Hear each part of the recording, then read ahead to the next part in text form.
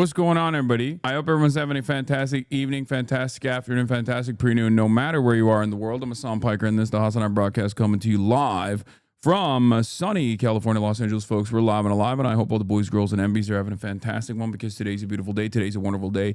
Today is a very special day. Andrew Cuomo received the backing of Mayor Adams yesterday, but now he's under fire for some controversial comments about Zohran Mamdani. Eyewitness News reporter Lauren Glassberg here now with more as we are hearing from Mamdani and Curtis SLIWA today. That's right. And if you're following Curtis SLIWA, you know that he's at a subway station every day. He was again at a subway station this morning campaigning, as he does every day, reiterating that he is not bowing out of the race despite pressure from Andrew Cuomo and others who say he is a spoiler. And SLIWA plans to participate in early voting, which starts tomorrow. I'll be voting for myself and straight down the Republican line. Now, I know that probably won't end this nonsensical discussion of dropping out, but if you can't realize by then... I don't know why he takes the beanie off when he's doing the debates. If Curtis is a real one, he keeps that shit on while he's fucking, okay? If you take the beret off while you're piping, okay, you're fake. You're phony. If you take the beret off when you go on that debate stage, you're fake. You're phony. I think it's fucked up that he does that. And it's not like when you take it off, you're actually taking it off. You still got the tan line. So you carry it on stage with you. You know what I mean? Like, we know you got the beret on, brother. You got it on when you even have it off because of the fucking tan line. So just keep it on. This is a genuine concern that I have with Curtis SLIWA. A real concern that I have with his campaign. If I was his campaign manager, I'd be like, dude, you have to keep it on at all times. Happy to explain. It's old person. Hats are not inappropriate.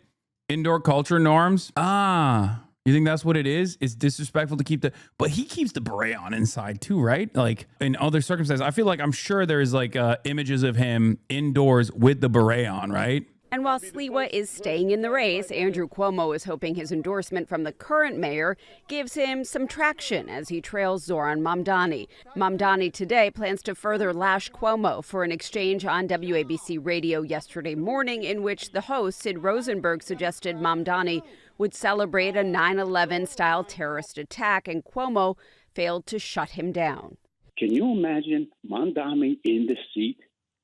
Yeah, I could. He'd be cheering. Mamdani calls the incident disgusting and Islamophobic. Cuomo said he wasn't the one to say the remark. Today, yeah. What's so crazy about the way that he's packaging this and the way that he is like defending it is he has the fucking audacity. Cuomo has the audacity to say, oh, that wasn't me. That was Sid Rosenberg who said it, right? But you agreed with it. That's number one. It was yesterday. That's number two. It is in line with your campaign messaging. That's number three, including the fucking racialized ad campaigns that he's put out. And your fucking counter to it is, well, Zohran went on a podcast 4 months ago with another Muslim dude who once said America deserved 9/11 6 years ago, and they didn't even talk about 9/11 on the podcast, and Zohran didn't agree with that sentiment in any case, but I'm still using it as a deflection. How can you have these two opinions at the same time? So Zohran getting boosted by me is a major point of contention in your campaign that you have decided is like the most significant line of attack. But you going on fucking Sid Rosenberg's radio show yesterday and being like, ha, you're right, Zohran would love another 9/11 to happen. He would cheer it on. You agreeing with that sentiment is not a problem? Are you fucking insane? This is the dynamic at play, the asymmetry at play. This is so fucking frustrating. The equivalence would be if Zohran and I did a podcast today and I was like, dude, 9/11 was awesome, don't you think? And then Zohran was like, yeah, I do think it was awesome. We should have more. That is the equivalence of what Andrew Cuomo did. It's fucking insane, okay? The mosque that platform Cuomo condemned him today, the leader of the Bronx mosque that hosted Cuomo last month, said his remarks yesterday suggested Mamdani would cheer 9/11 if it happened. Again, evoke painful memories of anti-Muslim backlash. We condemn his remarks completely. It is very hurtful to hear. Also, this is why white supremacy and white supremacist values are a united struggle, even if someone is white, okay? For all the other chatters who are tuning in, okay? Any point of marginalization, no matter how inconsequential or insignificant it may seem in the grand scheme of things, is oftentimes utilized by right-wing assholes and reactionaries as a weapon that they wield. Like, look no further than this shit. You're getting closer to Rush Limbaugh status, listener reach every day. Former governors bring you up during debates. I know, it's so dumb, but that's the reality that we live in, I guess. I eat it every fucking day, okay? Trust me, no matter how white I am, and no matter how much I say I'm white, I can't dance, look at me, I got the cracker pass or whatever. You know, obviously I'm not white enough for a lot of people, okay? This would not be a relevant fucking point of contention if I was named Hank, okay? It would not. And anyone that fucking says that that's not the case, oh, you're just using the race card, is just reinforcing that same fucking bullshit over and over again. The example I gave you is clear. It's like if Zohran went on Bill Maher's show and Bill Maher says something about 9/11 right after 9/11 that I have never said. He went extra hard. Do you think Andrew Cuomo will be using that as a line of attack against Zohran Mamdani? After 9/11, a week after 9/11, Bill Maher literally went on national television and he said, those attackers were brave.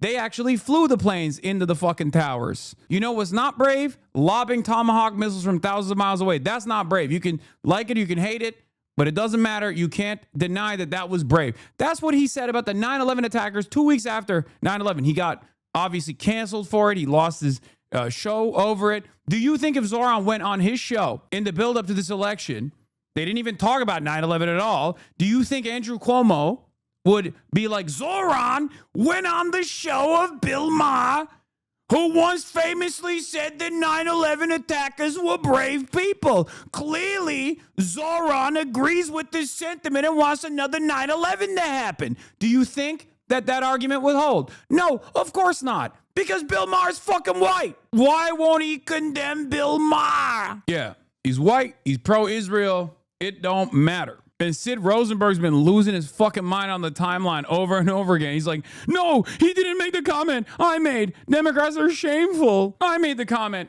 And I think I'm right. Leave Cuomo out of it. Yeah, and then he goes, of course he agreed with me because I'm right. Yeah, that's the problem, big dog. The problem is you and the homies are far more racist than the average person on this issue.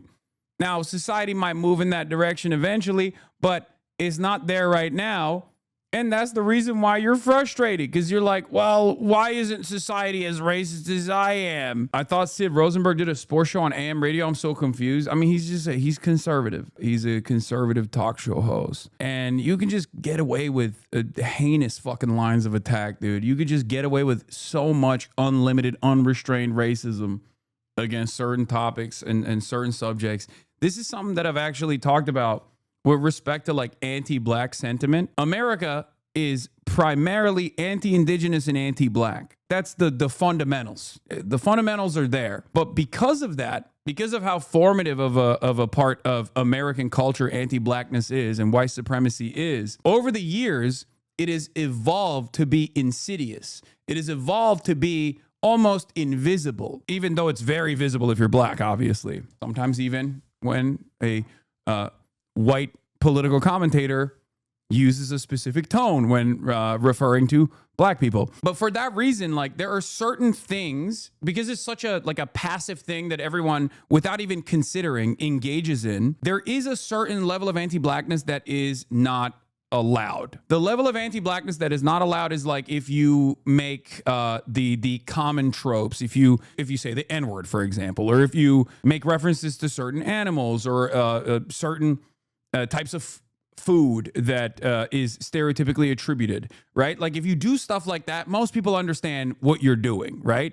And they don't like it. There is a permission structure around permissible bigotry, as I always like to talk about. And the thing with Islamophobia is that because it's newer than white supremacist anti-blackness, and because it ties so perfectly into America's war on terror, it's very heavy-handed, and therefore there is no institutional backlash to overt Islamophobia in the same way. This doesn't mean that like anti-blackness is not a constant. Like I said, it's literally an ever-present part of everyday existence. But because it has been so pervasive throughout American history, especially, that like throughout time, throughout civil rights struggle, throughout all of these different historical evolutions, anti-blackness has had to evolve and in some ways even embed itself as a core part of the American identity.